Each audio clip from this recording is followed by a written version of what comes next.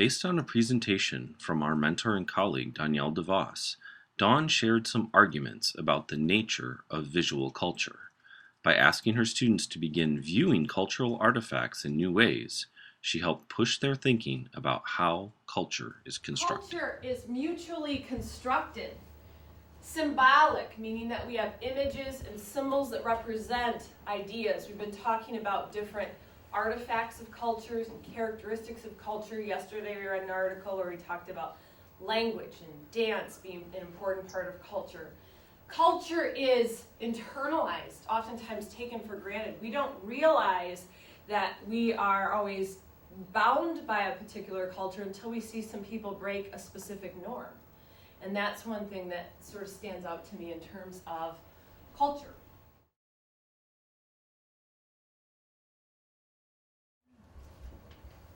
Whoever controls the media, the images, controls the culture.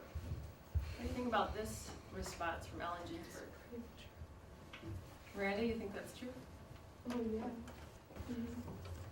Why do you say that? So you had a immediate reaction. Well, like, everyone, like, the culture, like, everyone wants to, like, the next big thing, like, the next big, like, fashion, or, like, the next big technology, or anything, like, the media, like, shows all that, and then, like, everyone else does it. So it, like, creates, or controls the culture, like you said. Absolutely. And I really like your response. I think that's really smart. And I'm reminded of Allison's question from earlier this week. I think you asked a question about culture, like, what do you do if there are elements in culture that you aren't particularly fond of, but it's still impacting you? Look at that word prosumer. Producer and consumer combined. That's what it's looking at. In our culture, we're creating many, many different things. When I was in school at your age, when Dr. Hicks was in school at your age, when your parents and guardians were in school at your age, we were not creating documents that went online and everybody could look at.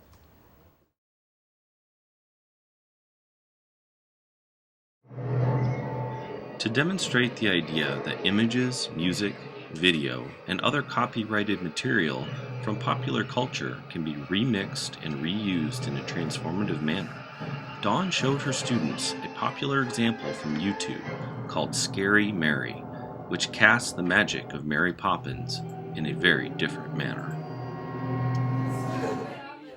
Mary Poppins. That's a remix, a remake. How many of you have maybe a favorite TV show or movie and you've gone out and you see how people remake it? You've seen that on YouTube or you enjoy watching that. Anybody ever go out and watch like remakes? Yeah, some of them are just plain bizarre and messed up. Right, well that is this prosumer society where we're remixing, and remaking, and rethinking ideas. That's something that's going on in our society. When people study culture, they're called ethnographers. Ethnography is a college term. It's a research term that you may or may not have heard before. But ethnography is when we're studying cultures through a close observation, through reading and interpretation, through looking at different perspectives, to getting involved in different conversations.